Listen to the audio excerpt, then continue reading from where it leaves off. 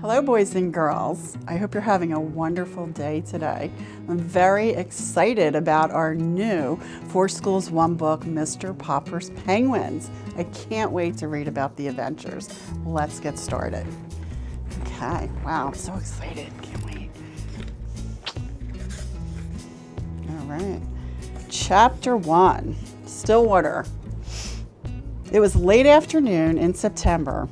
In the pleasant little city of Stillwater, Mr. Popper, the house painter, was going home from work. He was carrying his buckets, his ladders, and his boards so that he had a rather hard time moving along. He was spattered here and there with paint and calcimine, and there were bits of wallpaper clinging to his hair and whiskers, for he was rather an untidy man. The children looked up from their play to smile at him as he passed, and the housewives, seeing him, said, "Oh dear, there goes Mr. Popper. I must remember to ask John to have the house painted over in the spring." No one knew what went on inside of Mr. Popper's head, and no one guessed that he would one day be the most famous person in Stillwater. He was a dreamer, even when he was busy smoothing down paste on the wallpaper or painting the outside of other people's houses. He would forget what he was doing. Once he painted 3 sides of a kitchen green and the other side yellow. The housewife, instead of being angry and making him do it over, had liked it so well that she made him leave it that way. And all the other housewives, when they saw it, admired it too. So that pretty soon everyone in Stillwater had 2 colored kitchens. The reason Mr. Popper was so absent-minded was that he was dreaming about faraway countries all the time. He had never been out of Stillwater. Not that he was unhappy. He had a nice little house of his own, a wife whom he loved dearly, and 2 children named Janie and Bill. Still, it would have been nice, he often thought, if he could have been something of the world before he met Mrs. Popper and settled down. He had never hunted tigers in India, or climbed to the peaks of the Himalayas, or dived for pearls in the South Seas. Above all, he had never been to the poles.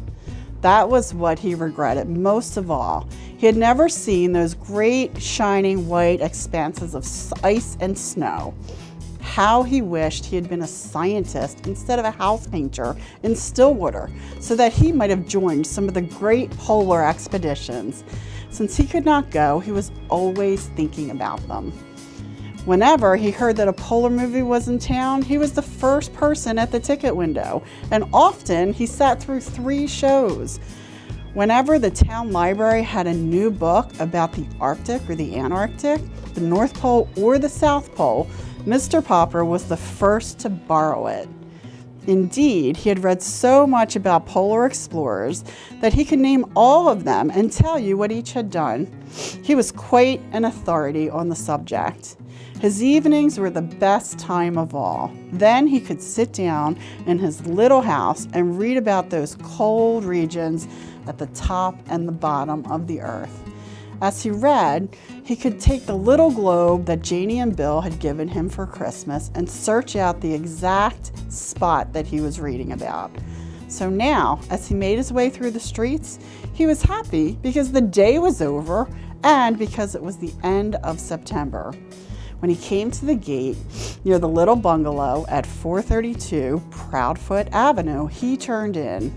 "Well, my love," he said, setting down his buckets and ladders and boards and kissing Mrs. Popper, "the decorating season is over. I've painted all the kitchens in Stillwater. I've papered all the rooms in the new apartment on Elm Street. There's no more work until spring, when people will want their houses painted." Mrs. Popper sighed. "Sometimes I wish you had the kind of work that lasted all year instead of just from spring until fall," she said. "It will be nice to have you at home for vacation, but of course, it's a little hard to sweep with a man sitting around reading all day." "I could decorate the house for you," said Mr. Popper. "No, indeed," said Mrs. Popper firmly. "Last year you painted the bathroom 4 different times because you had nothing else to do, and I think that is enough of that. But what worries me is the money. I think I've saved a little, and I dare say we can get along as we have other winters.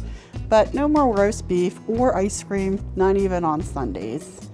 Shall we have beans every day? Asked Janie and Bill coming in from play. I'm afraid so, said Mrs. Popper. Anyway, go wash your hands for supper, and Papa, put away this litter of paints because you won't be needing them for quite a while. That's the end of chapter 1. I am so excited to find out about the rest of the adventures in Mr. Popper's Penguins, and I know that you are too, boys and girls, and I'm so excited for 4 schools, 1 book, and for Parkside Elementary to get reading.